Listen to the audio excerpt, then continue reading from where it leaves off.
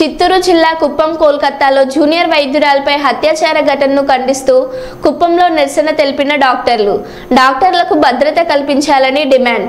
Kuppam railway gate నుండి చెరువు కట్ట వరకు నిరసన ర్యాలీ చేపట్టిన డాక్టర్లు వైద్యురాలిపై అత్యాచారం చేసి హత్య చేసిన విధులను వెంటనే కఠినంగా శిక్షించాలని డిమాండ్. డాక్టర్ల భద్రతకు ప్రభుత్వం బాధ్యత వహించాలి. ఈ కార్యక్రమంలో తదితరులు పాల్గొన్నారు.